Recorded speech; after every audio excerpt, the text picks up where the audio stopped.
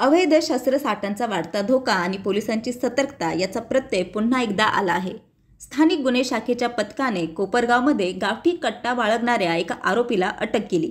या कारवाईमुळे संभाव्य गुन्ह्याला अटकाव बसला असून शहराच्या सुरक्षेचा मुद्दा ऐरणीवर आला आहे। स्थानिक गुन्हे शाखेला मिळालेल्या गोपनीय माहितीनुसार पोलिसांनी सापळा रचून अभिषेक उदय नारायण सिंग वय 23 राहणार टाकळी नाका निवारा कॉर्नर कोपरगाव याला अटक केली। झडती दरम्यान पोलिसांनी आरोपीकडून 30,000 रुपयांचे गावठी पिस्तूल आणि 200 रुपयांचे जिवंत कारतूस जप्त केले। या प्रकरणी कोपरगाव शहर पोलीस ठाण्यात आर्म्स ॲक्ट अंतर्गत गुन्हा दाखल करण्यात आला आहे। गेल्या काही महिन्यात कोपरगाव शहरात गुन्हेगारी वाढल्याचे चित्र समोर येत आहे।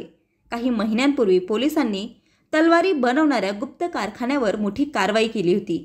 आता गावठी पिस्तुलांचे प्रकरण उघडकीस आल्याने एक मोठा प्रश्न उपस्थित झाला आहे। प्राथमिक चौकशीत आरोपीकडून हे शस्त्र कुठून मिळवले, कोणत्या उद्देशाने बाळगले होते या संदर्भात माहिती घेतली जात आहे।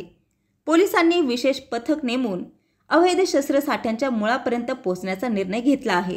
गुन्हेगारीच्या वाढत्या घटनांमुळे स्थानिक नागरिकांमध्ये भीतीचे वातावरण निर्माण झाले आहे।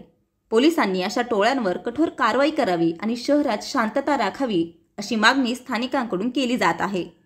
पोलिसांकडून शहरात अवैध शस्त्रांचा प्रसार रोखण्यासाठी आणखी कठोर पावले उचलले जातील अशी शक्यता आहे।